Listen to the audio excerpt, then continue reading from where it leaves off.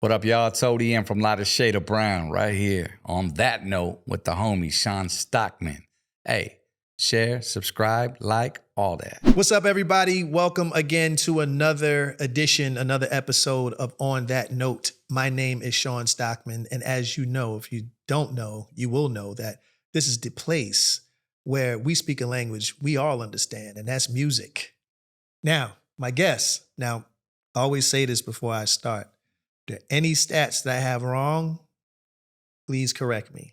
I'm not above that. Just tell me, yo, bro, that's wrong. Okay. All right. So my guest is one half of the legendary hip hop band A Lighter Shade of Brown. He is considered a trailblazer in Latin hip hop, helping to lay the foundation for future generations of Chicano and Latino rappers. His contributions with LSOB brought visibility to a growing subculture and remain influential in the world of West Coast rap and lowrider music. Their biggest hit was the song you heard all over the radio, especially when I was moving around in the business, like moving to the West Coast or, when we would fly out. That was like number one on the playlist. You heard it every 15 minutes. It was called On a Sunday Afternoon. 35 years later, LSOB is still active even after the passing of original founding member DTTX. Still well respected and getting love from Cali all the way to New Zealand. Their presence is proof positive that good music and positive energy lives forever. He's a pioneer and Latin hip hop legend. Please give it up for Robert Gutierrez, aka One Dope Mexican, aka ODM. Hey, what an amazing intro, bro. We have to run that back again. Yeah, listen, bro. Right. Again, amazing, bro. We give flowers in this show. Man, thank you. You understand? I'm honored. No, thank you. I'm honored because there's a lot that I'm going to learn today because, and you're going to know why. I'm being from Philadelphia and the East Coast. A lot of what I listened to back in the day in hip hop was a lot of music that was coming out of New York. Right. Public Enemy, Eric B. and Rakim, Big Daddy, and all those things. So That's what I was immersed in. It was only when me and the guys started to go abroad and go places and even as far as Texas and going closer to the West Coast that Chicano and Latino hip hop was a thing. Yeah, it was his own culture. It was his own culture. Yeah. The closest thing that I was exposed to at that time was Kid Frost. So because that was like you saw that on Rap City and MTV Raps and stuff like that. So we were exposed, us East Coast guys were exposed to that type of music through there. Right. I was like, yo, this is kind of ill. Yeah. The whole lowrider scene and the whole lowrider scene, the tattoos, the Carhartts, the khakis and the whole 9 yards. Like that was a culture that I was never exposed to as a kid from Philadelphia. And growing up as a kid, Frost, he started, we're talking the early 80s, doing the breakdance. Frost had a movement before La Raza, and I got to give, props to him. He is the forefather, as you would say, of I don't know if you want to call it Chicano rap these days. There's so many names for it. But, I mean, what we did back then was hip-hop, and he was doing breakdance hip-hop in the early 80s, working with Ice-T in the clubs, you know what I'm saying, rapping. And there's where I had first heard of him, of his whole, the battle records, they were spinning on the floor. Same thing Ice-T was doing, Frost was doing too. But then this movement started like in 90s to where, he hooked up with Tony G and dropped La Raza. And like you said, that just hot took it record too. It woke up a lot of people, man. You know what I'm saying? What was that Viva Tirado, I think? Yeah. That shit went. And again, it wasn't like we were opposed to it. We were just never exposed to it. And it's just like DJs. I always compare it. DJs always have their different sets when they go to different markets, right? So you in LA, best believe you coming with some West Side stuff. You go to the South, it's the same thing. So us as artists, especially if you've never been out of your neighborhood, right? Like you said, it makes sense. Like when we first went down south, it was like, I we started touring in Texas, and it was the little who was popping just that whole down south movement, man. Yeah. It was just the Texas, Everybody, the big thing, Scarfaces, if you will. Yeah, Rap a Lot and all those guys. Like, so it was, every region had its culture. And again, the cool thing about a lot of those hip hop shows is that it revealed all of that. Like it was deeper than New York. Right. Where it was all about New York, and then you see some Southern rappers rapping, or you see the 808 movement, the Miami. big, the big beat movement and the bass movement and all that other stuff. And it's like, yo, this is hot too. And again, going further out to the West and seeing how y'all got down, like it was just it was dope to know that hip hop was so diverse. It wasn't just what I heard, but everybody took pieces of what that was and then made their own flavor. So, I mean, but talking about pioneers like Kid Frost, give me other Chicano Latin rappers that laid the foundation for this culture, this subculture, and this movement.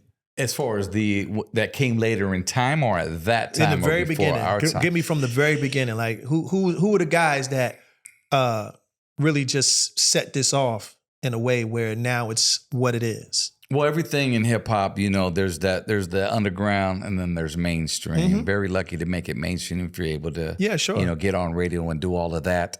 There were some in when I grew up listening. Again, what we did was hip hop. I want to just clarify that because the label was Chicano rap was placed on us years later, which is another conversation. But at that time though, you had let's see, groups like out of the San Diego area. I'm saying strictly California. You had Little One, you had Mr. Shadow. You had Little Rob, who eventually came. These are all more the underground. Right. You had, let's see, Norwalk's Most Wanted. You had Central Coast Click, and these groups that would just, go to the Rhodium swap meets, and you would find their cassettes there at all the swap meets, and every swap meet had the underground tapes. But really, who defined, I want to say, and brought it to the forefront, brother, it was Frost, Mellow Man Ace, Mentirosa, and Lighter Shade of Brown being, the first group out of the West who put that mainstream stamp on it, man. And I'm very fortunate enough and blessed to be part of that beginning wave. That's right. Not to sit here and toot the horn, but it's factual. No, you can look it toot up. your horn. This is what this is about here. Like, you know what I'm saying? So blow that trumpet. We laid the ground for that very well, pretty much so. Cool. Well, let's go back. I would like to start the conversation off with a segment I like to call, we're going to go back, way back in the time. Nice. All right. So we're going to go back to 1981. Okay. Riverside? Ooh. I was in Orange County, Santa Ana. Okay, yep. Cool. Yep. All right, set the scene. The sights, the smells, but most importantly, the sounds. What was the music that was bumping in that area that inspired you to be the legend that you are? Man, 8 years old, 9 years old I was. Mm-hmm. That had to have been, I don't even think hip hop wasn't even mainstream at the time. Okay, well, whatever. What was going on in as a youngster, that the music that you bumped to and then leading into hip hop? Like what were the songs that your mom and your parents? I was gonna say my mom. She was bumping, the disco. You know what I mean? Era. She was. She had her Saturday Night Fever or John Travolta records. Man, Thank God It's Friday movie. Yeah. All of that stuff. She was hitting hard in the club. Friday. Remember that? Wow. Yes. And I just came across that, and she had her crates. My mom had her own separate crates in her closet, and I would go through those and just pull out all of her 45s, make a mess. And that's the type of the music that I would go through.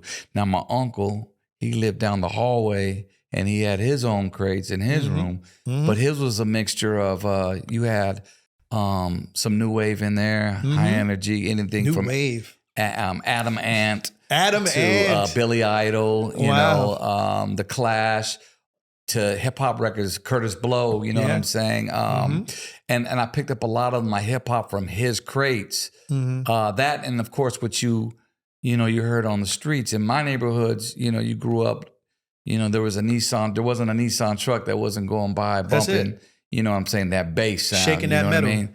That's it. And it was all that, drop that bass. It was all 808 at the time. And then, I remember walking to school one day in middle school, and my joint was Lottie Dottie.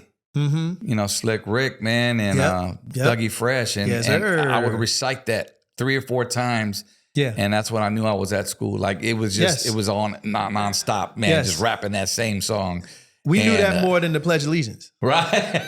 Facts, man. I kid you not, man. It was just a beatbox and an MC. And on the flip side of that album, you had, on that single, you had the show.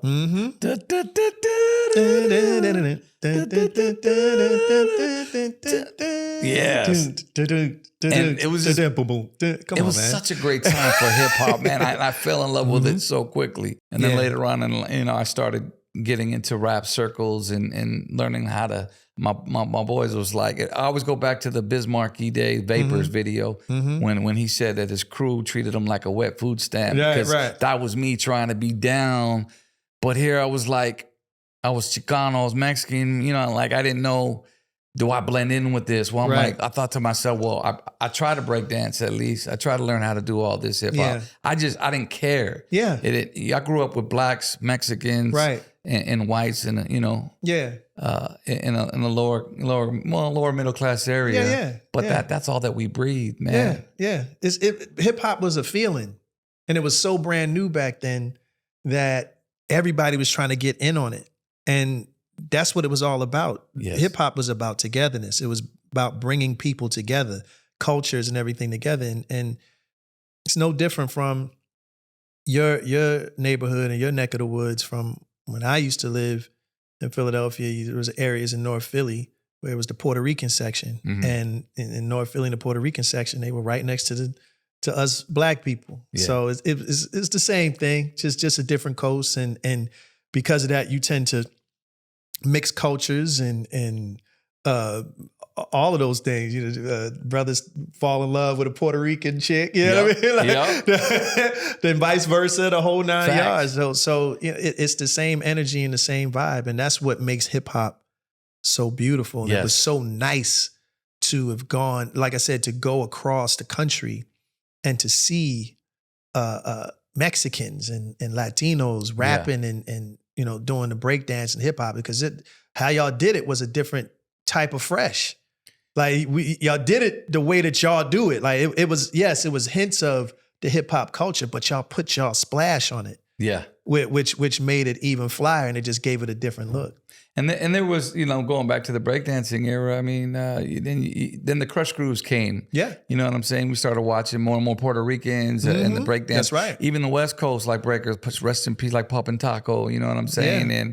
And these cats were like staples in the community, and we grew up listening, just like in the Bronx, same for, forgive me, but I don't really know the name of the breakdancing crews. Air Force. Air Force.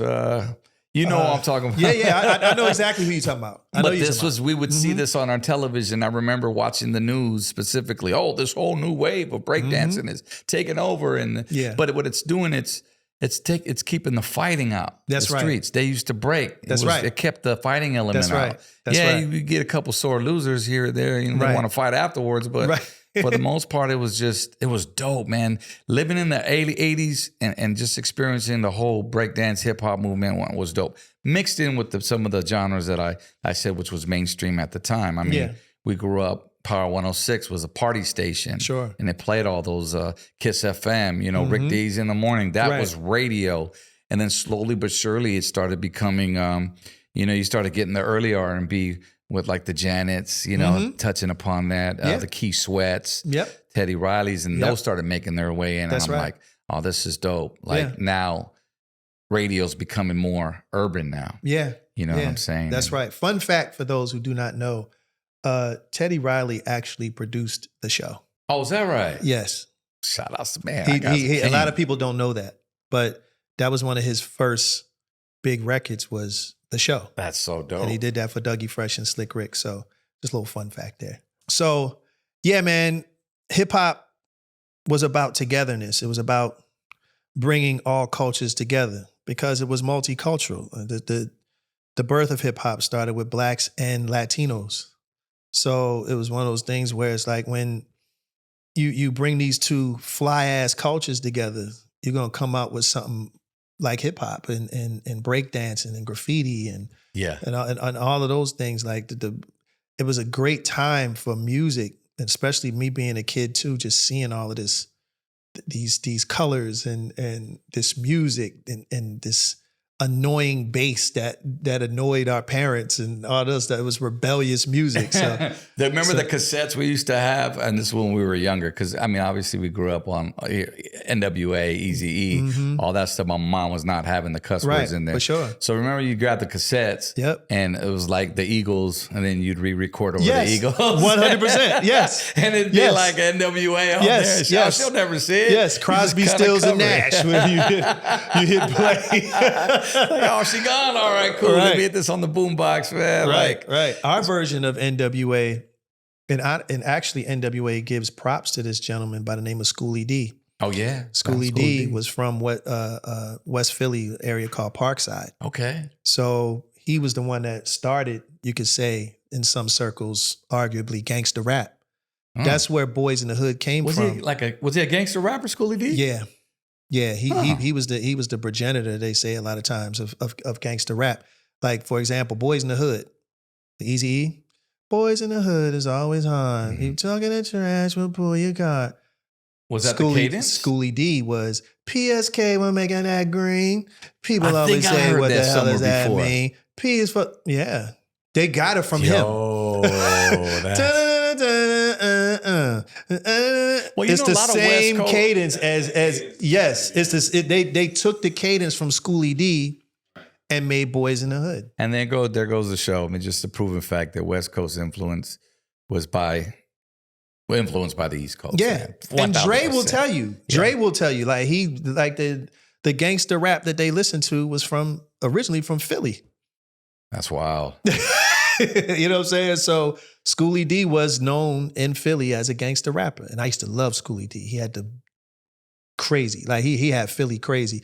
And also back in the day, there was these two gentlemen by the name of Jazzy Jeff and the Fresh Prince that had the whole city rocking with their house parties. They would rock Temple University and Drexel and all those other places. And we would get these mixtapes, these live tapes of their parties, and it would be passed around the city. That's how Will blew up, because a lot of people don't really understand how deeply rooted Will Smith was. Like, people just know him as the actor. Was he like the neighborhood hustler when it came to cassettes and 100%. Right? He was like the Too Short of the Bay. Yes.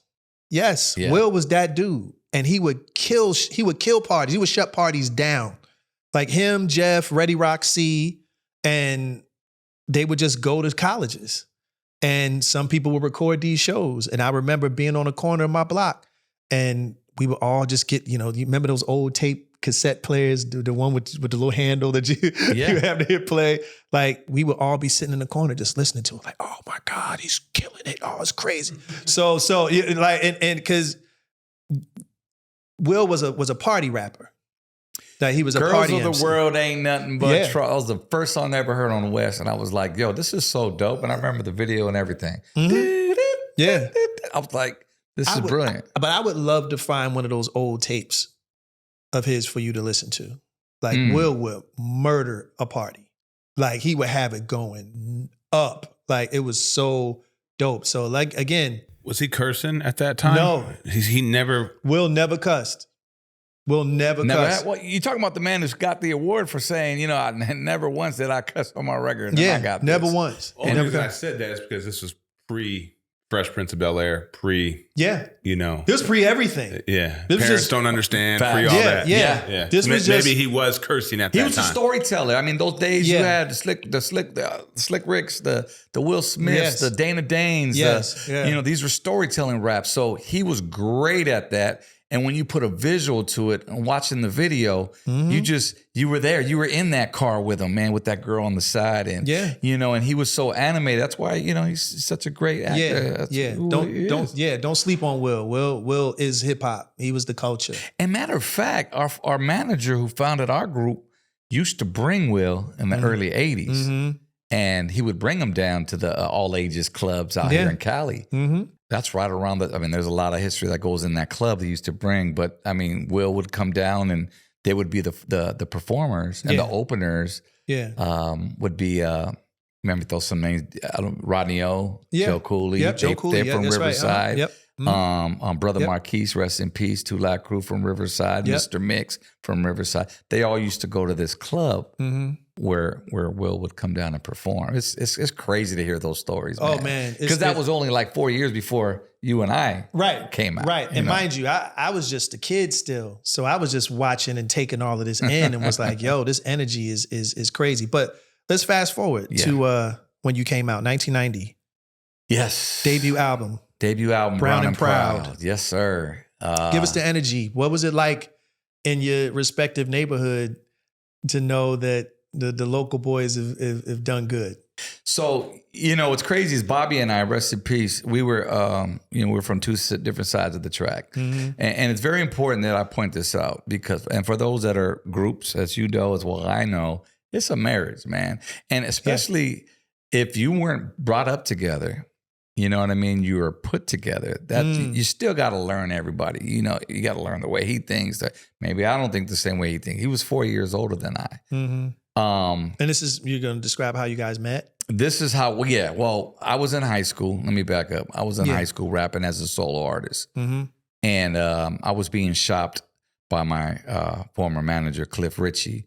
And the goal was to make me the first, Mexican-American Chicano rapper out there, you know what I'm saying, on a major label. Mind you, Mellow Man Ace was out with Mentirosa. So he was, we were trying to, piggyback off of that. It's like, all right, man, we got the next hottest Southern Cali homie, you know what I'm saying, OEM. That didn't work out. Okay. You know what I'm saying, for whatever reason.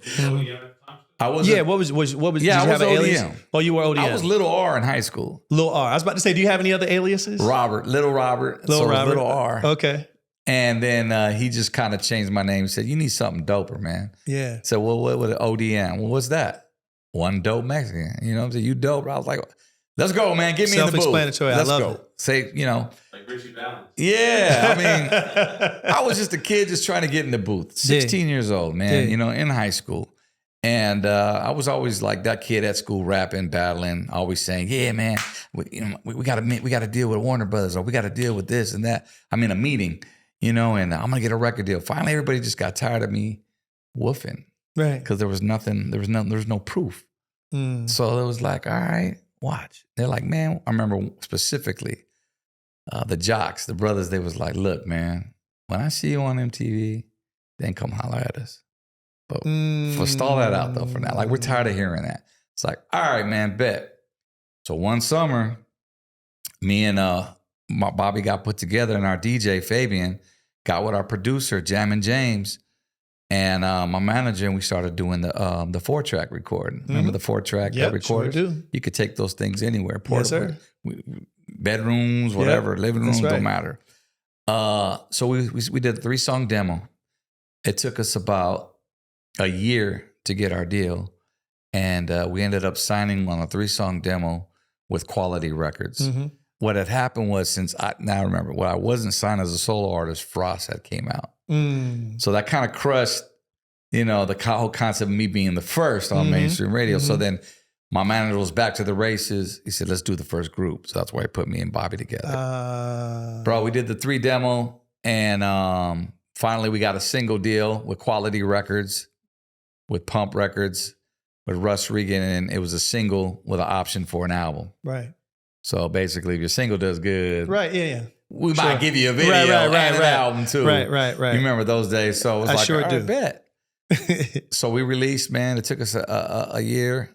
We got TJ Knights was our first single. Did well regionally. Got on radio locally. I was a man at school. Showed up with a record. I go, "Here you go, man." That's important. That's big. you know, and was on the local radio doing the bump it or dump it, the jam it or slam it. Yeah. And everybody calling up and Kiss it or diss it. yeah, you remember those, right? They had their own feature on all radio. of that. Yeah, yeah. So, but yeah, it started one radio station before you knew, man, we were on the road just with backpacks, touring with promo CDs in our backpack. That's crazy. Now, did you guys, I'm speaking of you and DTTX, did you guys get along right away?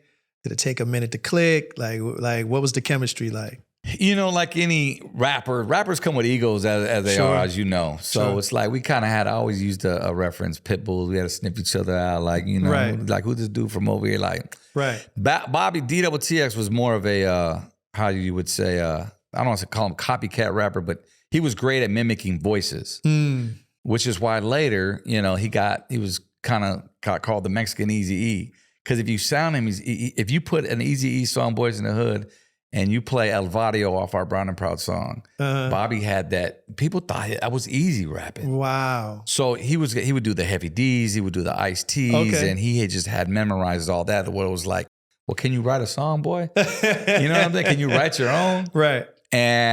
But sure enough, we got all that ironed out. We just came together. Sometimes we'd write our songs separately at home, then come to the studio, which was a studio apartment in Glendale. Yep, there it is. You know, the 4-track, you do what you had to do. They sounded good enough. Yeah, exactly. Enough to get the deal, right? That's right. And then, you know, we just made magic happen together. That was the thing. We had our chemistry. It was in the studio and then on stage. Yeah, and you guys went off. And when the single on a Sunday afternoon came out, where were you when you heard it for the first time on the radio? Do you remember? I mean, it had to have been on our local radio station. I don't, to be honest, because there was an actual remix to that. We had put Shiro on, the singer. Shout outs to Shiro. She's the female on there. There was an original version without her. It was a sample version. It just sampled the Smokey Robinson, and there was no hook. So when we ended our rap, it just got to the instrumentation part of it. And it was just doo doo doo doo doo doo doo. There was no horn. Doo doo. There's no saxophone. Wow. So when we went to re-release our album, we redid 2 remixes. We did one for Latin Active, which was our second single.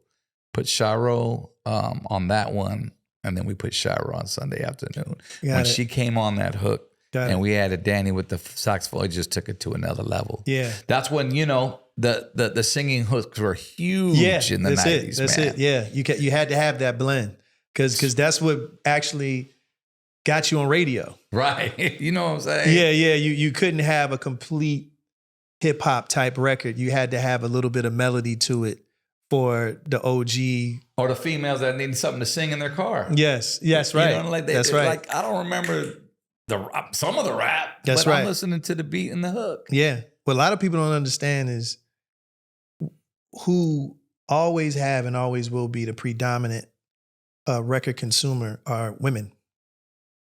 It's ladies. Always play to the women. It's always play to the ladies, guys. Like that's really speaking the key. To someone who knows. No. It's true. It's true. It's the reason why Pac was revered. It wasn't just his hip hop stuff. It was the Dear Mamas and it was the Keep Your Head Ups and all that other stuff. Like something that appealed to the women. You got something that women can shake their hips to and rock to. Yep. Like you got a hit record on your hands, or you got a successful record. I don't know what a hit record is, but you got a successful record. Why you say that? Because nobody knows what a hit record is. A hit record, like, if I knew what a hit record was, I'd be a lot richer. You know what I'm saying? Like, it's one of those things where I try to tell artists, producers, songwriters, whatever, like, easy with the vernacular. Don't call your album a classic before it comes out. Fact. Don't say that you're the GOAT before you prove it. Don't say this is a hit record before it comes out because you don't know. I've called a lot of things wrong in my life with certain songs. Right. Like where it's like, yo, this is going to be it. And that shit went. Yeah. And then you had songs that, oh, that's okay. And it's like, I mean, my group and I are a prime example. Like a lot of people thought that when me and my guys came out that we were embraced and we weren't. specifically with a radio station, 92.3 The Beat. Mm. You remember that station, right? Yeah. Well, they told our label they would never play our music. They thought we were cornballs. They thought we were corny. They didn't Do you get remember what song you were shopping at the Motown time? Philly. No way. They said that we would never play it. It was, you know, we don't like it, basically. We don't like them. We don't like the way they look. It wasn't, you know, Yeah. and no hard feelings. It is what it is. And people, they have their opinions on things. Fine. There was a gentleman named, I think, Bobby D in DC. He used to, this radio station called WPGC. He basically had the whole region pretty much on lock. He had one of the biggest radio stations in the East Coast. We come up to his radio station. He fell in love with us, right? Now, mind you, he just doesn't cover DC, the whole DMV, some of the East Coast, and further south. So everybody's hearing this.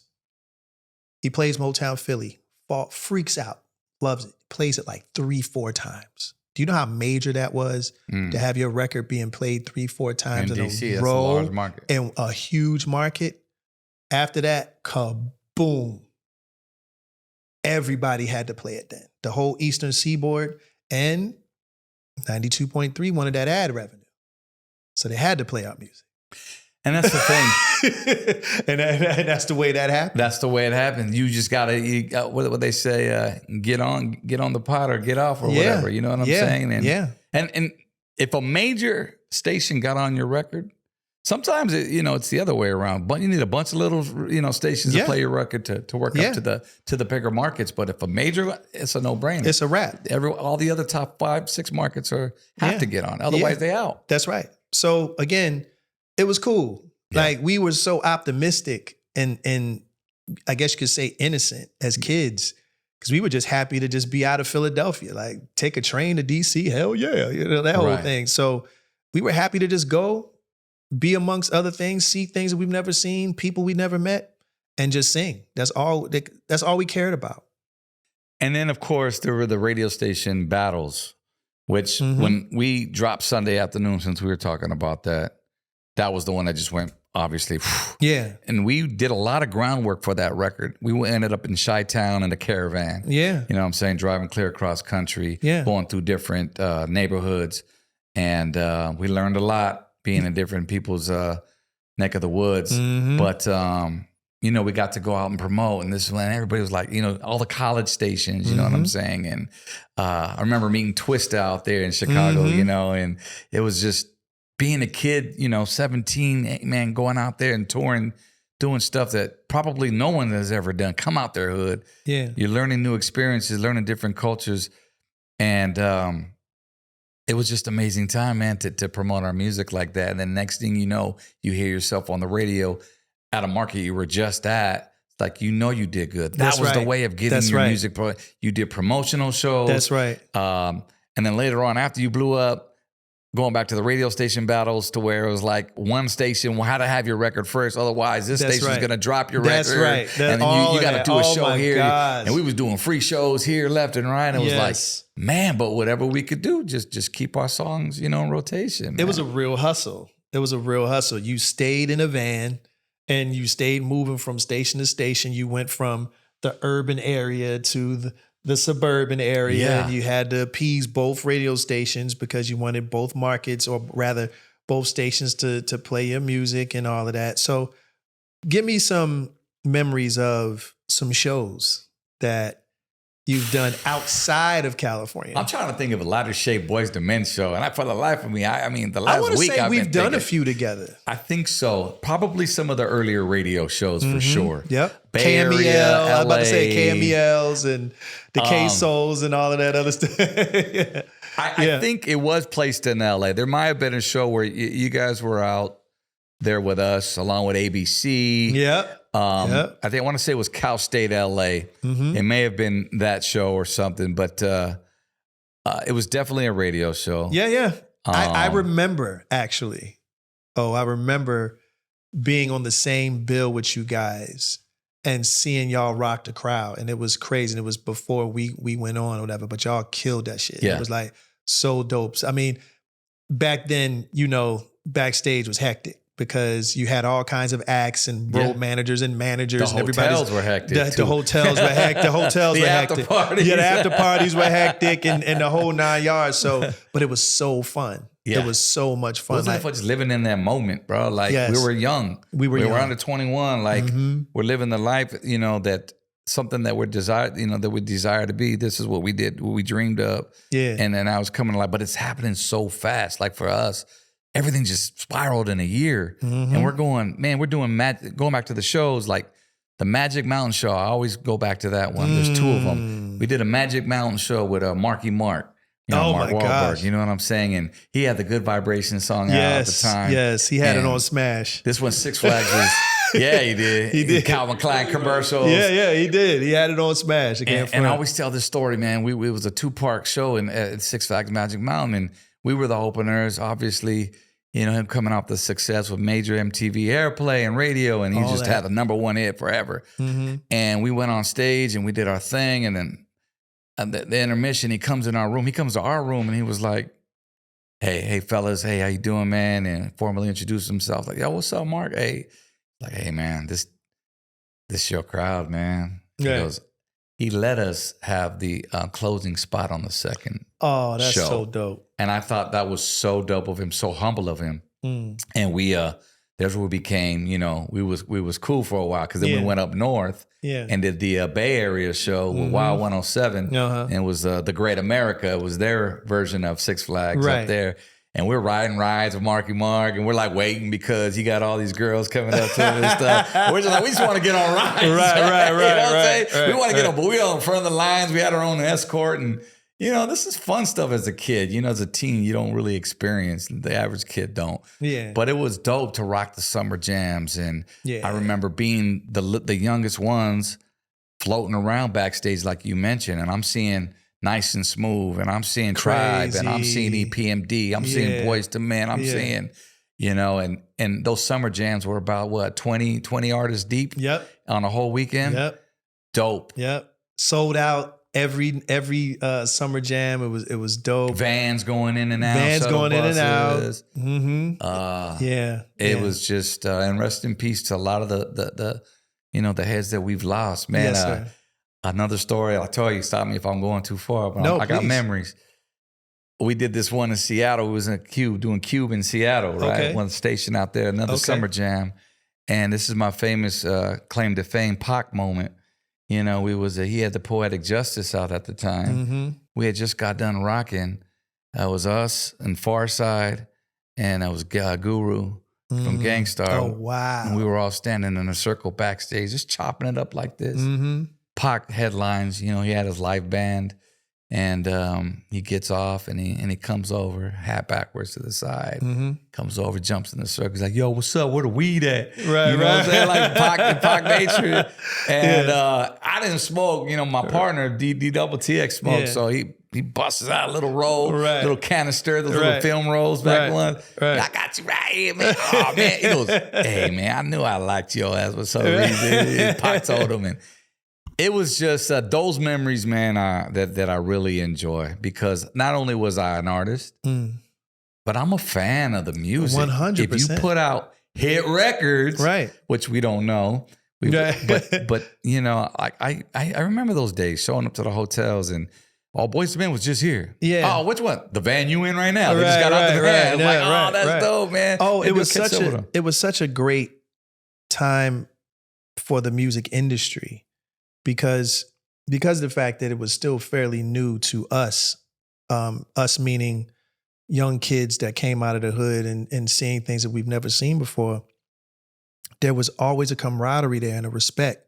Because one, we were all played in the same radio stations for the most part. So everybody was familiar with everybody's music and movement. Yeah. So when we saw each other, we were just as excited to meet them as they are to meet us. So it was never no tense moments backstage with any hip hop crew, R&B crew, anything. Everybody just kind of meshed and went in each other's dressing rooms and kind of hung out and dapped each other in the whole nine. And it was just a real community type environment. Like, I mean, like no bullcrap. Like it was just a real beautiful time for music. Yes. Specifically black and brown music. Yes. You know, it was all love and no egos and no one tripped. It was just like you said, you ran into Tupac and Guru and all these acts that just was just out there just excited to be on stage doing what we love to do. It developed a bigger respect for your peers and the artists, your friends, as you mentioned. I learned how to play CeeLo with Father MC on a tour bus. Yeah. And I'm like, what the hell, see, we shoot craps out here on the West Coast. Right. Nah, brother, you need to get with the CeeLo. Right, so we're, right, you know, and I'm like, this is so dope. Yeah. Those are memories that we have. And you guys have always been just class acts, man. I want to commend you on that, man. Thank you. There's a reason why. You know what I'm saying? You guys, besides your music, it's just the people you are. You could make dope music, but yeah, you know, if you an asshole, you know, excuse my French, but no, it's cool. You can cut. That's only gonna get you so far.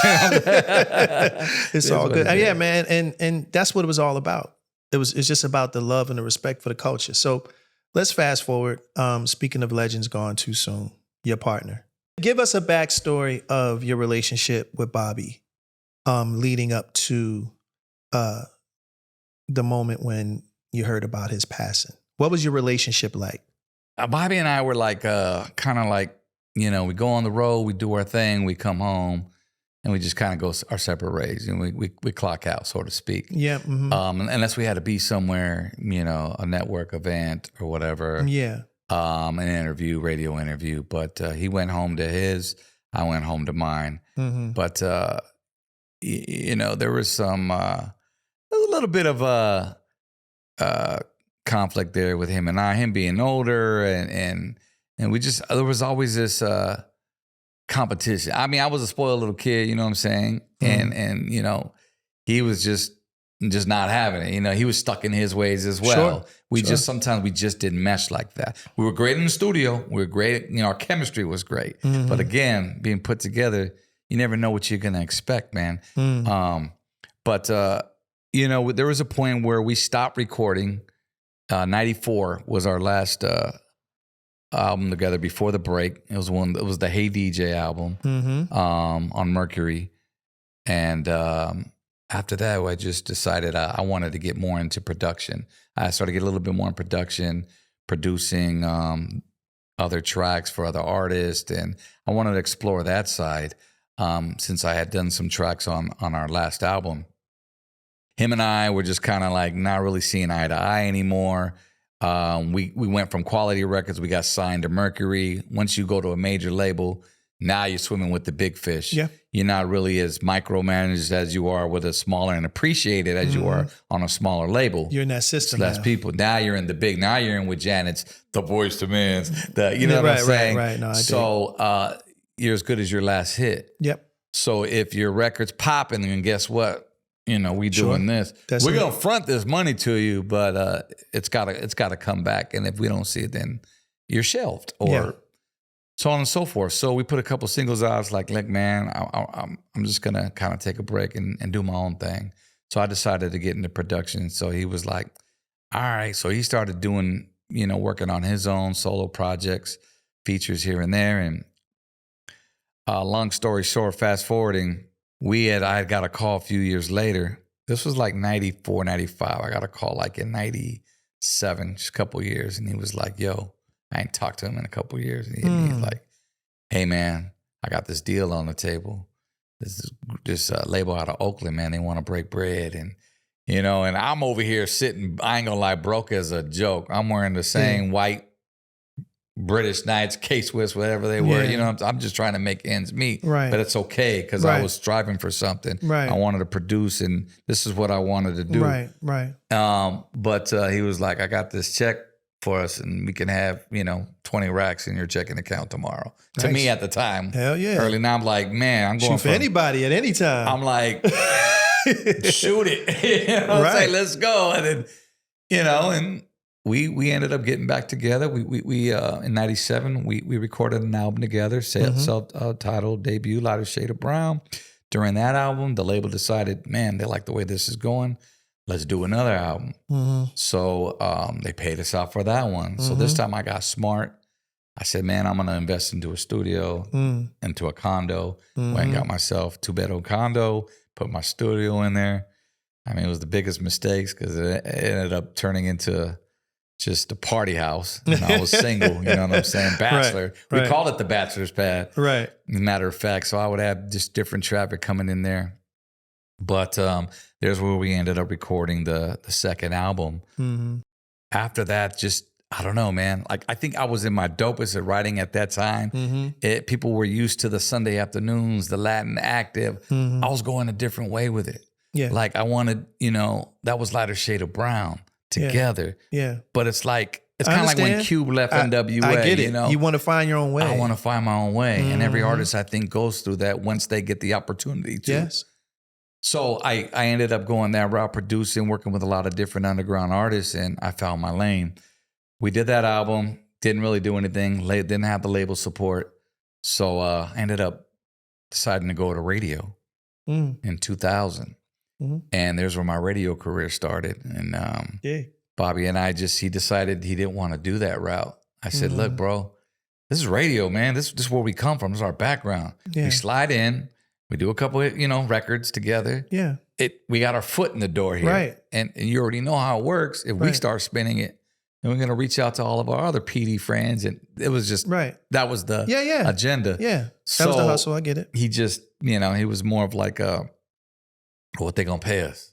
You know what I'm saying? Like, I'm like, bro, Sunday afternoons, like, I get it. We're a value, we're a value, we're an asset for what we've done. I'm like, but bro, we ain't putting no hit records out in like 8 or 9 years. I go, this is we're starting fresh here. We got our name. Right. That's what we do have. Right. So let's work with me on this. Correct. He didn't want to do it. I always showed her the interest with it.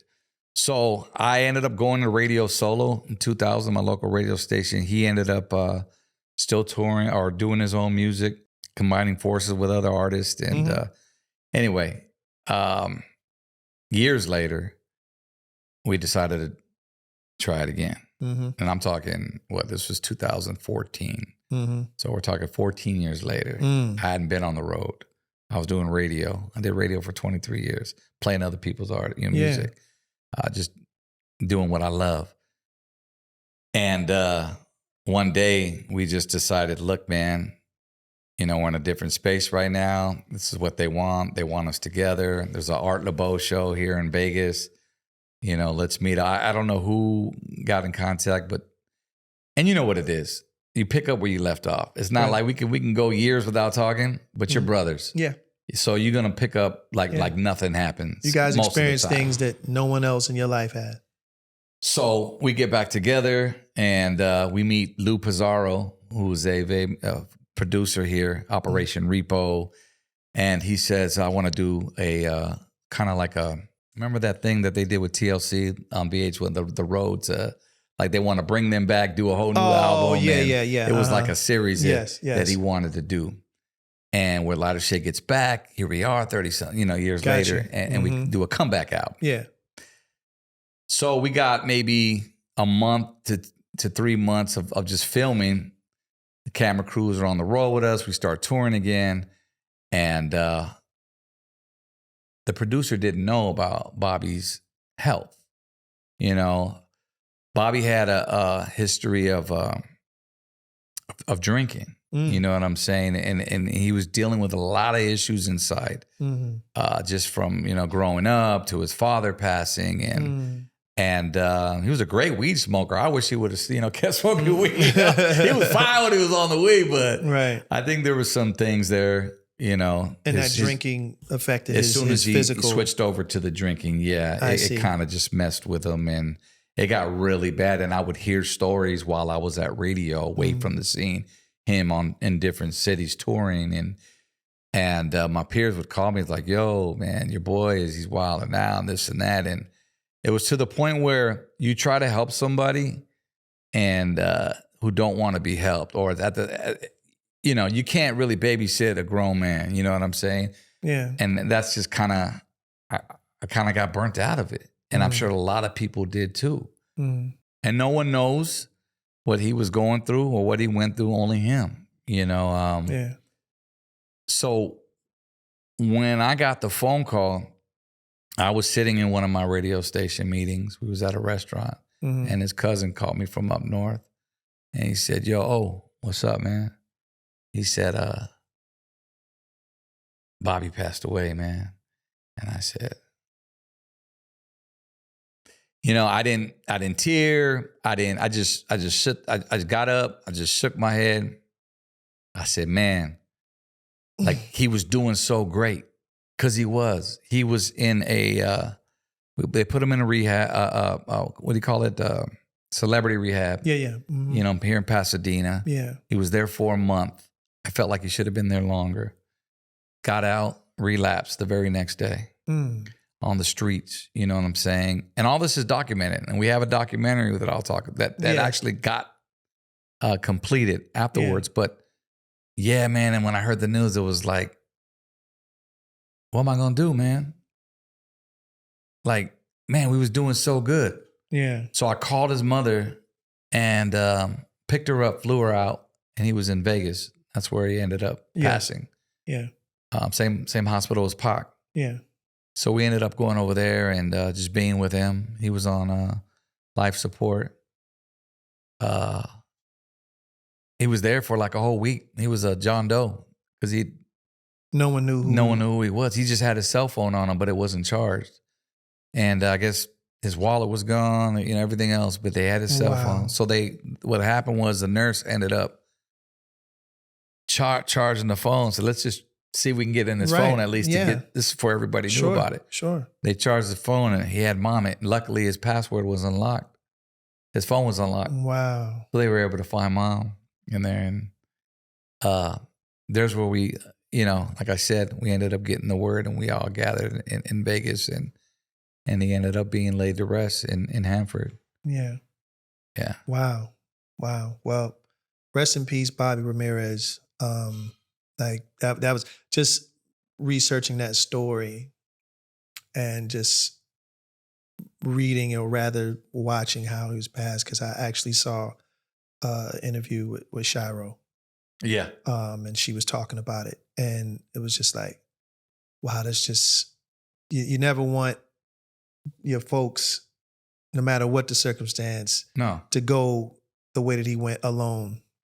And it seemed like he was like alone. And it was like this, it's so many things that go through your head when stuff like that happens. Cause, you know, you instantly think, man, if I was there, if I could have been there for him, maybe he could have avoided him going down that spiral again. And you know, the funny thing, Shawn, is that weekend, that same weekend, we did our last show in Fresno, Cali.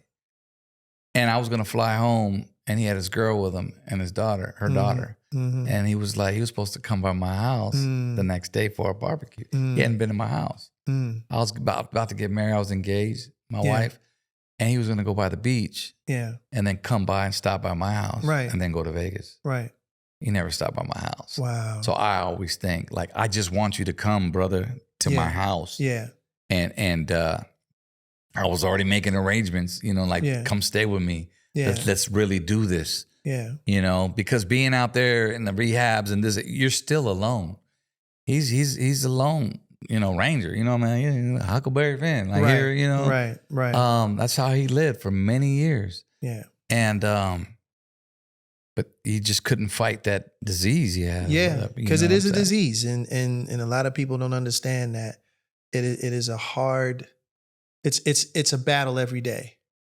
So to succumb to that, it's sad, but it's also a very daunting circumstance to be under. And to all those who are going through that every day, just keep pushing, keep banging, man, keep fighting. And because there are a lot of people, I'm certain, that appreciate you around and appreciate you alive. So again, shout out to Bobby, his family. Yeah. And he's a legend too. And absolutely. They said when you're gone, that's when you miss the most, man. Yeah. And I realized that too, not to step on what you were saying, but no. You know, with the positivity, still comes the backlash I get. Oh, you still touring.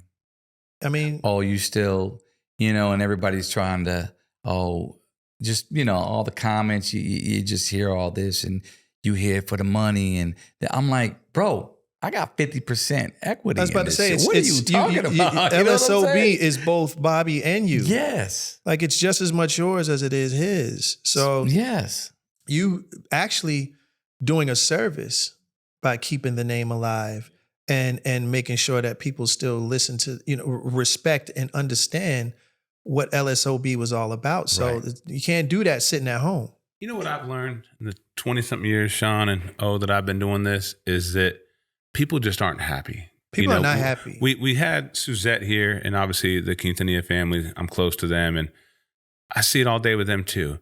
You guys are just money hungry. It's like somebody has to keep the legacy alive. I mean, when you don't keep the legacy alive, they complain about that you're not doing enough to keep the legacy alive. And with Tupac's estate, I see it with his estate too. It's just a money grab.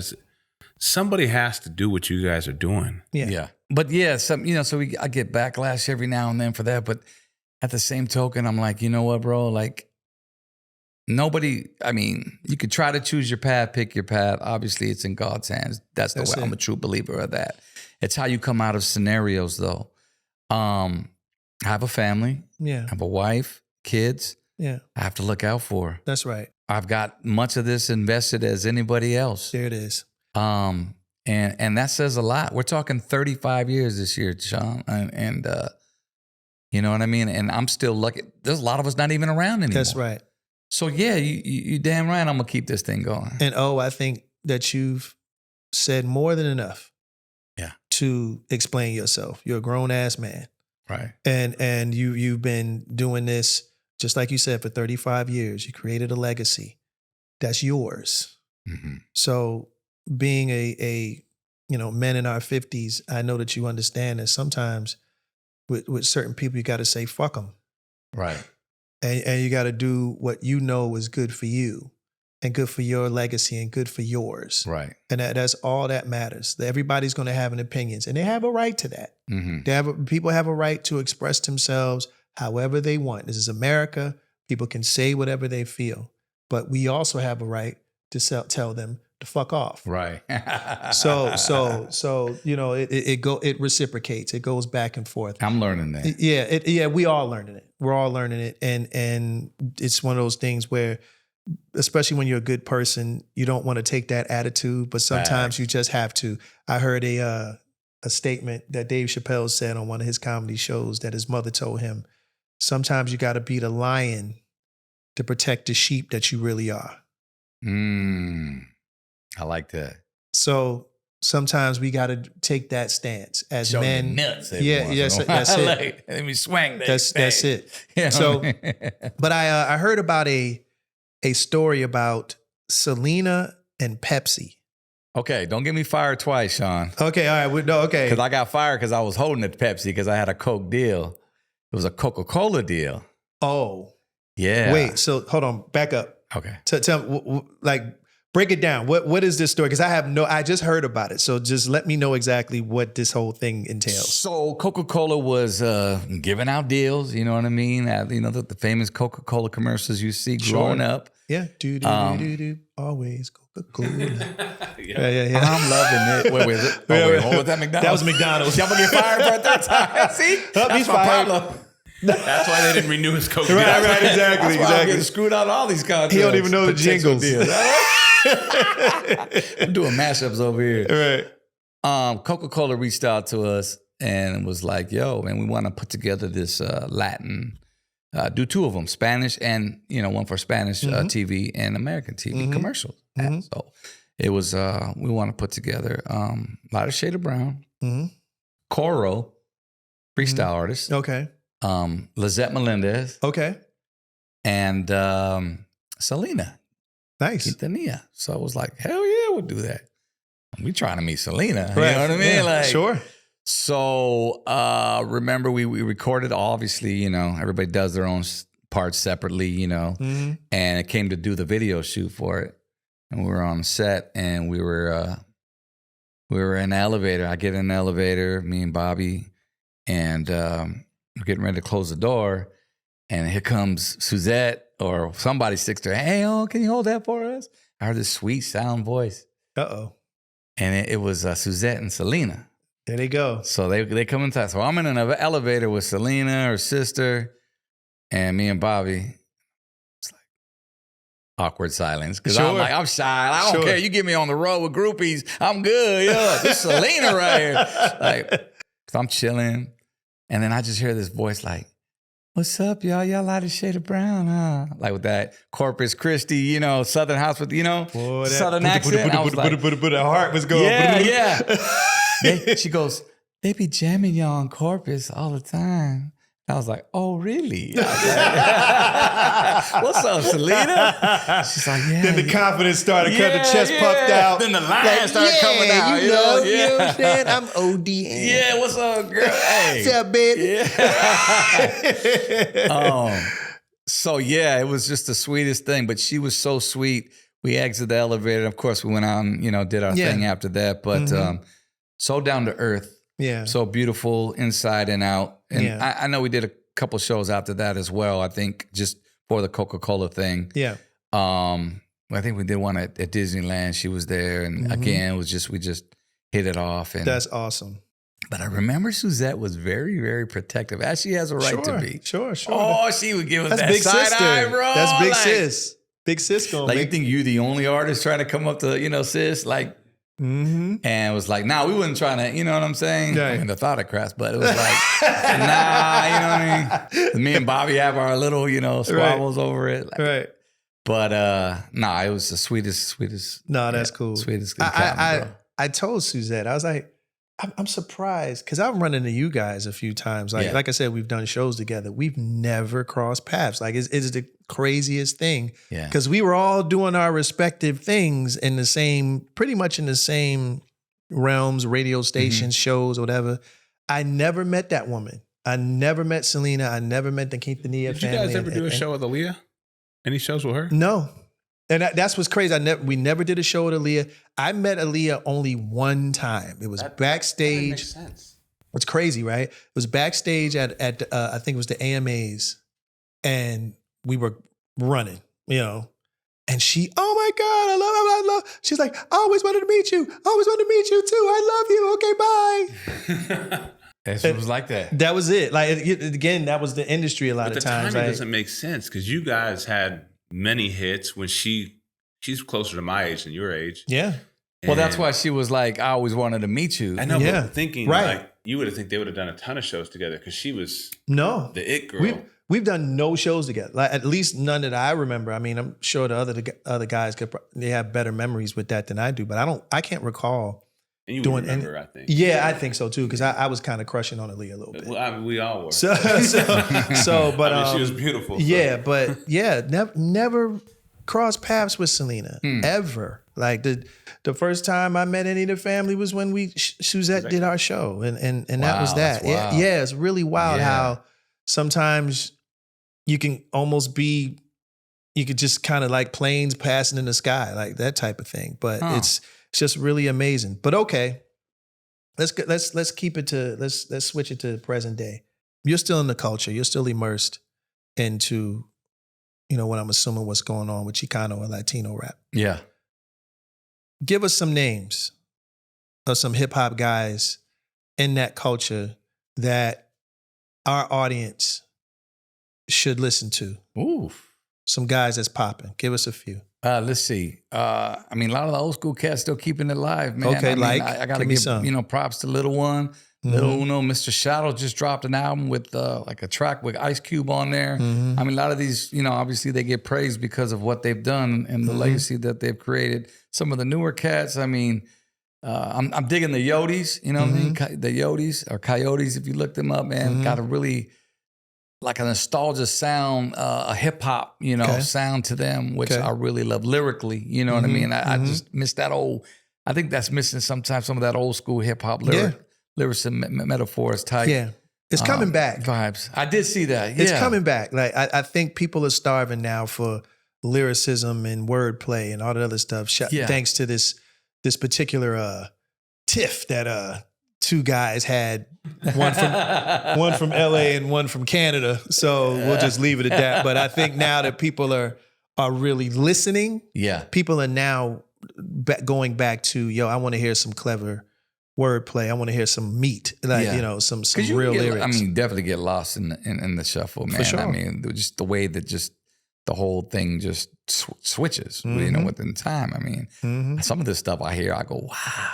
Yeah.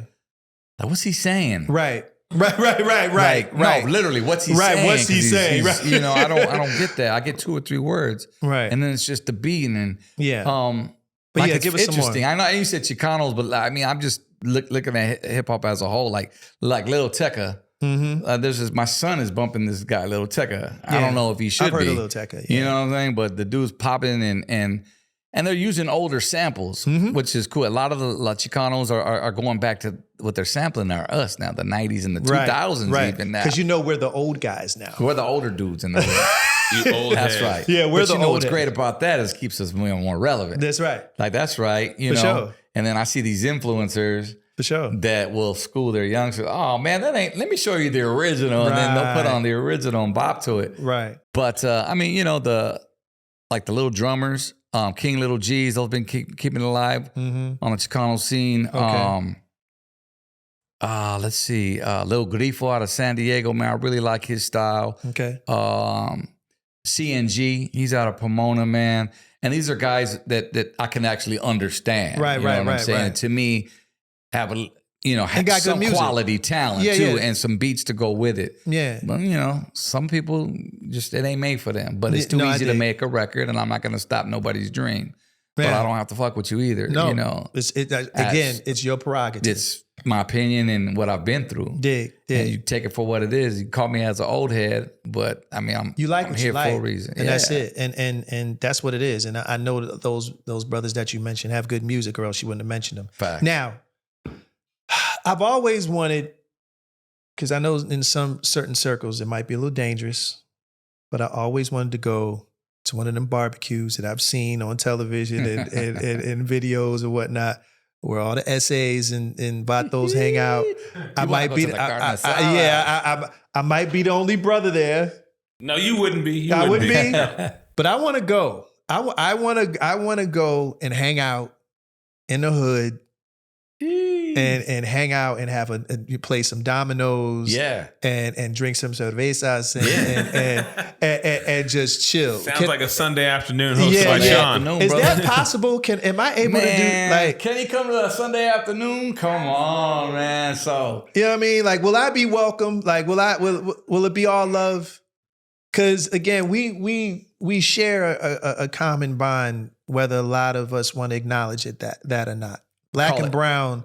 It's all of them. We're very, very similar in culture and what we into, the music, the family, the togetherness and all that, and the good cooking. Carne asada, bro. If you can have carne asada, tortillas, you know what I'm saying? We'll do the micheladas. You ever had a michelada? No, what is that? Bro, it's a big you put the beer right inside this mixture of michelada. And remember me and you tried to make one once? We tried to make one time. I said, no, been there, done that. They got gas for 3 days. Yeah. they got mixes for these. Right. And then you dip it with some chamoy. If you want to get crazy, it's like candy rim. And then, you put the tahini on there. It's just a really great flavored type beer. Cosmetic beer, if you will. But it's really good. It's good? It's good. Or you could just settle for a regular Corona. They sell a mass amount of those at Dodger games. Yeah. Okay, michelada. Yeah. It's the beers you see. They look with the red suds. That's what it is. It looks like a Bloody Mary. Okay, but it's listen. Take me to wherever y'all hang out. Take me to y'all hoods, something like that. Set me up with a michelada.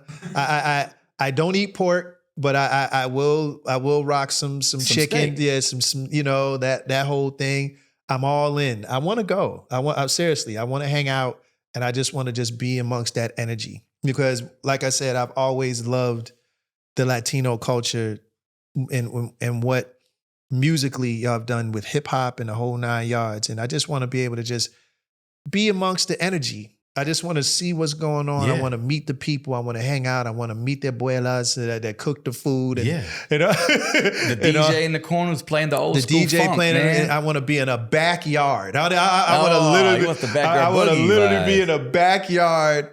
With all the park, he wants the house. I want to be the homies with all the tattoos, and I want to hang. On a plastic chair yeah. that's kind of wobbling because it's on the grass and the whole shit. Yeah. I'm just I want to be a mixtape. Am I in? Am I in? Say less, bro. You could probably got 50,000 people hitting me up right now. Invite go. Shawn to the carne asada. Let's go. By the time this airs, hopefully I would have been somewhere at the barbecue mixing it up, and I'm dead ass serious. I want to hang out, so just want to let you know that he's gonna need the low riders, the whole nine. I want to ride in the low rider to the party, the whole 9 yards. Like bro, we can make that happen. I want the whole experience. Say less, bro. I call the homies up. We'll have you guard on each side. You don't have to worry about anything. All right, we gonna shake on this. Yes, sir. We're gonna shake. Like, you see this, right? Yes, sir. This is ironclad. So we gonna get that popping. All right, now 2 more questions and then we can move on. Give me your top 5 Latino rappers of all time in your mind. Take your time and break down why. Oh man, 5 man. Or to make it more, let's make it more fun. Make it Latino and just hip hop, period. Mix in, blend in a little hip hop, regular, the Latino with the I know culture. there's number 1. If you're gonna mix it in, it's Rakim. Well, he's not Latino, but I mean, mix it in. Mix it in. Well, my top is like hands down Rakim, Big Daddy Kane. One of mine. Sometimes I wake up on a different day. It might be Daddy Kane first. I just go back and forth with them. Yeah. 2 just influential artists in my time. Ice Cube, and then that's 3 already.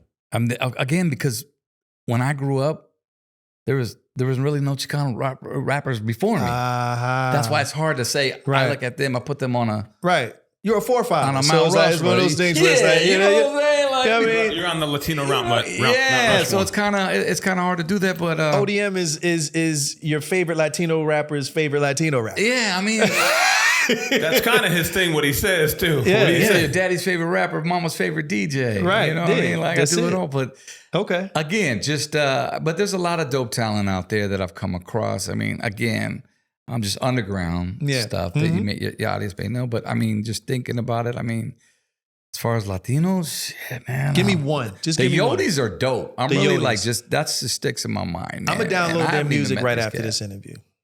The Yodis? Yeah. Yeah. Go check them out, man. They're really dope. I mean, their production and everything, just visuals is crazy. I still like the way Little One, that's my dude, man. Like the way he flows. A lot of it is not really what you saying. It's got to be all together. Yeah. The cadence, Yeah. the delivery. Yeah. I mean, like the whole thing. even Snoop wasn't the greatest rapper. Yeah. I'm gonna say it, but he had that voice. He Yeah. had that swag to him. Yeah. We all know that. That's it. You know what I'm saying? Come That's for it. me, Snoop. You know what I mean? No, I'm playing. No, I'm just playing. I'm playing. No, Snoop is dope. Yeah. Snoop is dope. Snoop, Snoop's yeah. yeah, Snoop is dope. Okay. Give us one more. It don't have to be Latino. Just Damn, bro. give us one. Cause I'm stuck in my old ways, man. If I gotta say somebody, Cool G rap, man. Okay.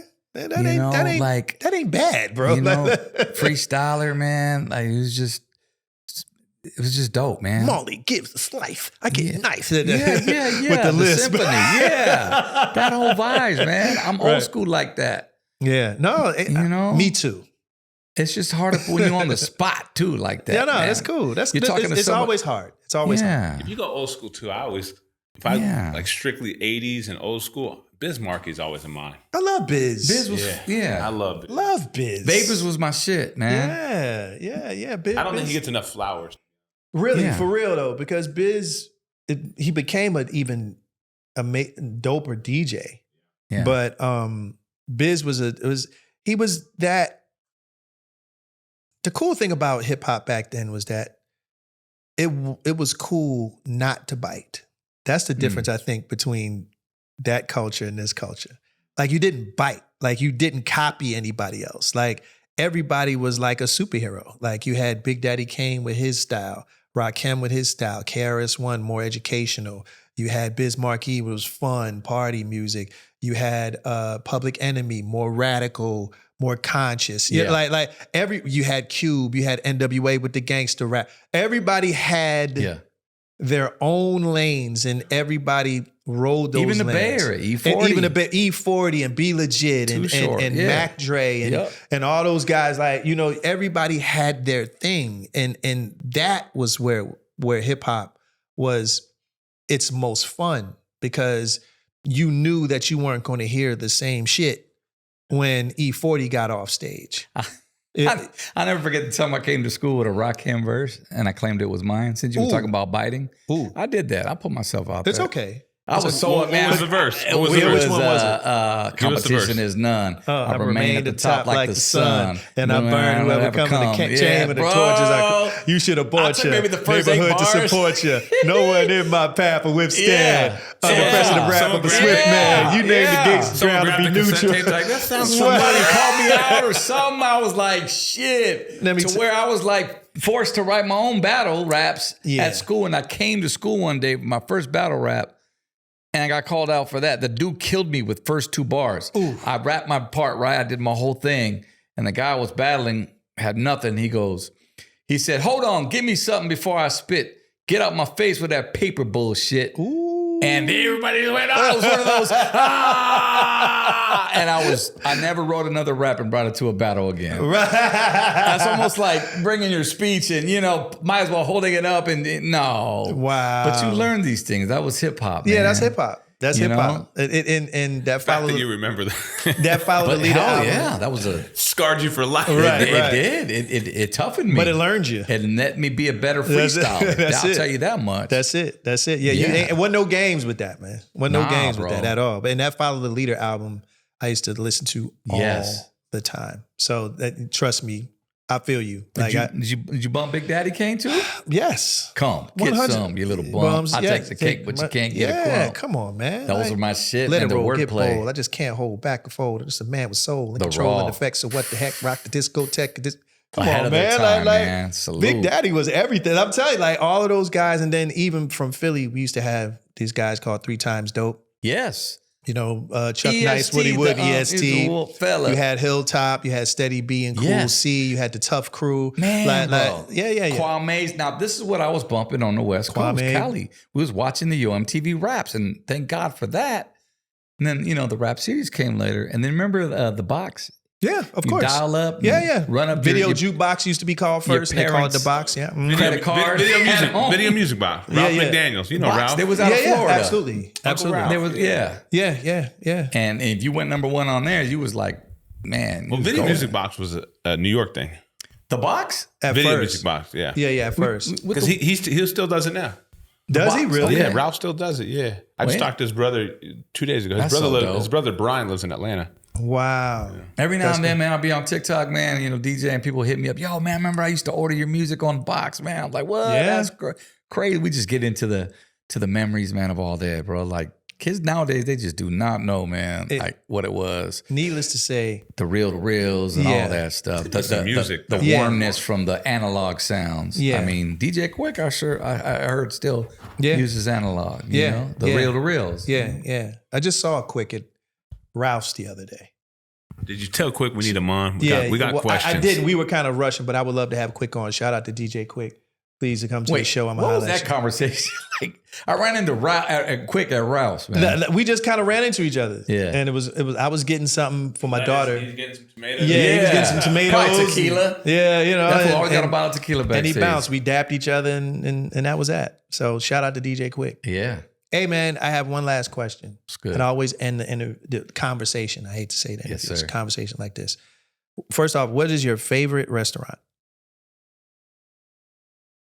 I'm going to just say the one that comes to mind is Olivia's Mexican restaurant in Riverside. Olivia's was fire. I think they just closed it down, but I used to go there and get fat in the 90s, man. Okay. And this is one of the reasons why I stay away from it, you know, now that I got higher cholesterol now. But that was my shit, bro. Like, I used to go there and they used to have these big, giant, wet burritos, tacos, man. It was one of those where you just eat and just go home and nap. Let me say something before I ask this question. The beautiful thing about living in LA, it's practically Mexico, right? And I mean that in a good way. Yeah. Like, I went to a meeting one day and I was hungry. I saw this little little Mexican shop, restaurant. Had an A card in it, so I was like, it's got to be good. So I walked for the food rating. Yeah, it's got to be good. So I walked in. Obviously, they were playing some music. Big guy comes up to me. Hey, man, how you doing? I say, what's up, man? Want anything to drink? Hey, just give me a beer. Okay, coming up. Plops this big ass beer. Boom. Right on my like this motherfucker was this 40 big. ounce, 32 ounce. Yeah, it was crazy in Yeah. a glass. And I was like, Yeah, all right, cool, whatever. Gave me some chips and salsa. I always look in places like that, mom and pop stores, I always look in the back of who's cooking. And God bless her. There was this little old lady, had to been his abuela, and they're whipping it up. I was like, I know this is going to be good. I know this is going to be good. So he gives me some chips. The salsa was on slam. Like when you know the salsa's on slam, Yeah. I was like, okay. That's just the beginning. So I got some chicken enchiladas, little yellow rice.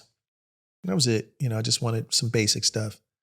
Some of the best shit I've ever tasted in my life. I do not remember the name of the I don't remember because I just I was hungry. I was famished. So I just went in, drank the whole beer. I was nice. I got home because it was a lot of beer, but I drank it. Yeah. I didn't want to be no punk. So I drank the whole thing. And man, some of the best food. And this is the beautiful thing, guys, about living in LA. You can just kind of dip into a couple of Mexican restaurants. Yeah. And 9 times out of 10, you're going to eat well. But anyway, I digress. Yeah. So you're in your favorite spot, Olivia's. Yeah. Okay. You're sitting down to get something to eat. Yeah. You look at the entryway. In walks the younger version of you from many years ago. Uh-huh. He's been looking for you.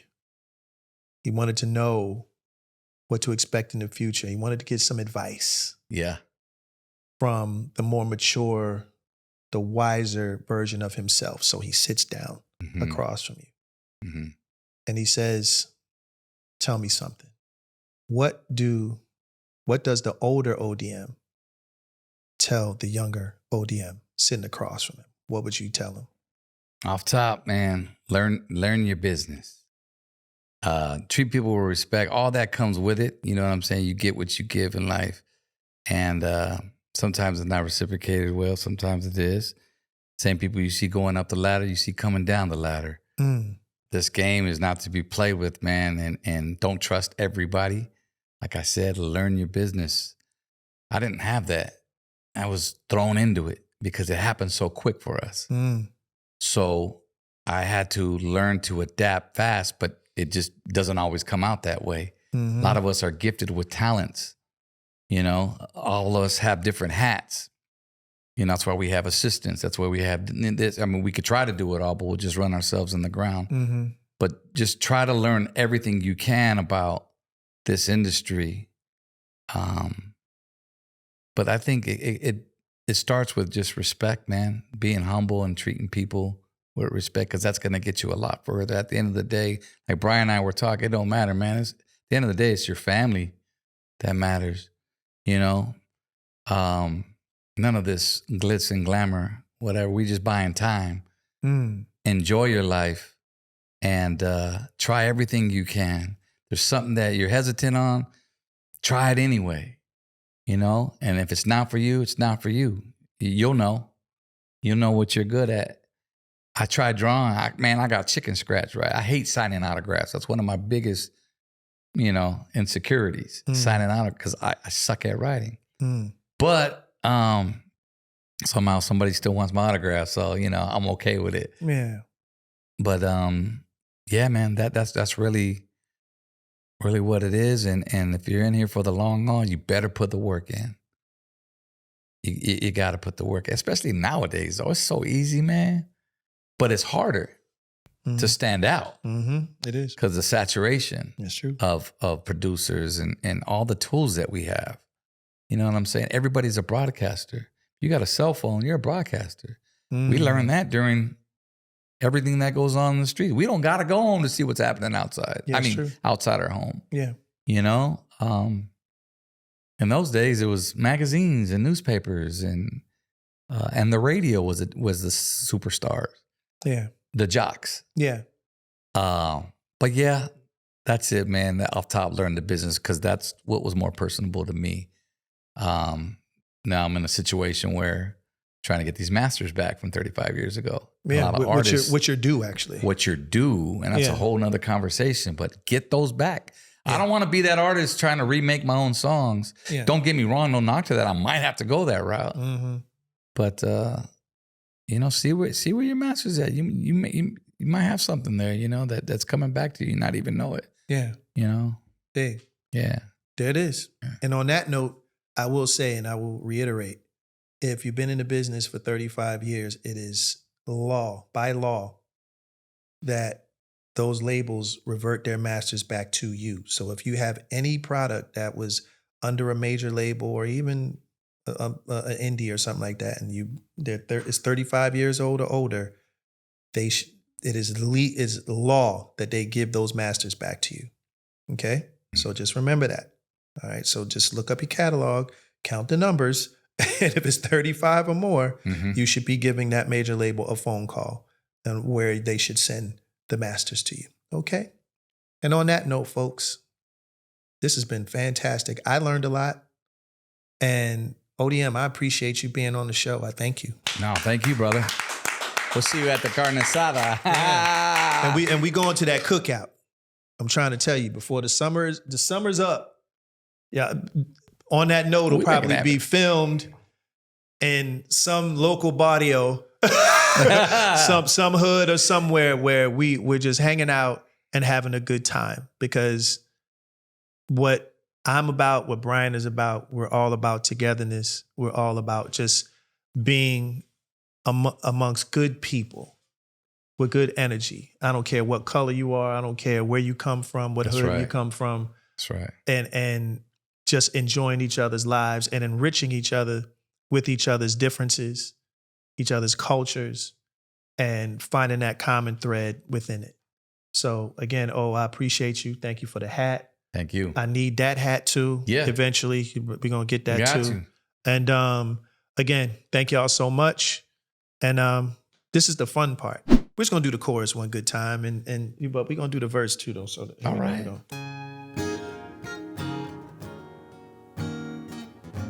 Yeah, was this pre-recorded? Yeah. Were you okay? Boy, doing his homework.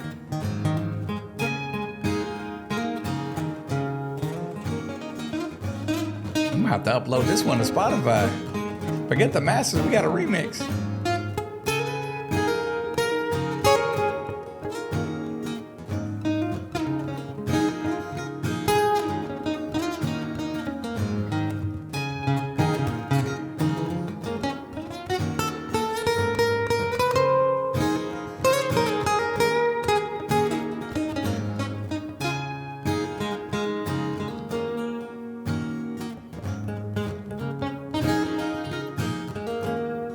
Whenever you ready. Oh, shoot, I was waiting for the punch in. All right, here we go. Yo, it's exclusive, man.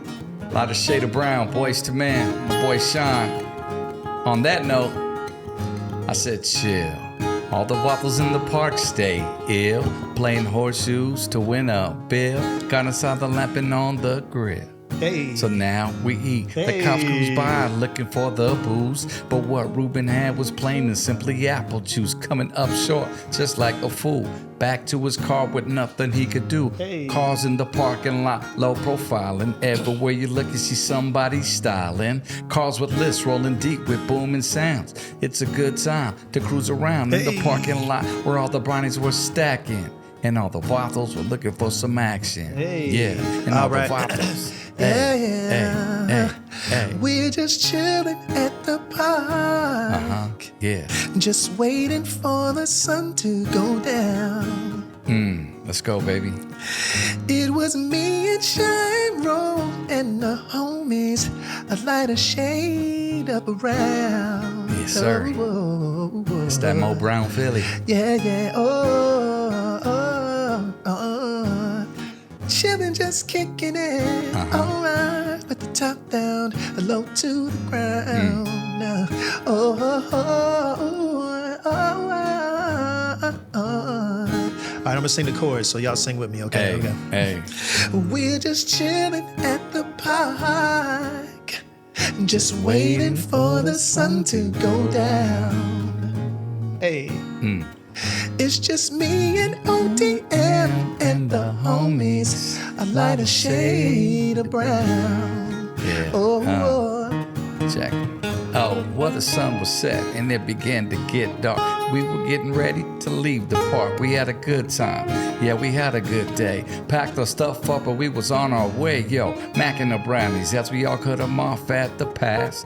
But they was all acting soft, and as we pulled up, they were acting all shy to us. Essays, yo, wanna know who's the flyest? We found out and Jimmy hats were passed out. Una está fea, so hey, yo, you asked out. Coming up short, they gave us no run. So yo, homies, consider this a dry run. Just chilling at the park, and just waiting for the sun to go down. Mo Brown Philly. Yeah. It's just me and ODM and the homies. Yeah. I light a shade of brown.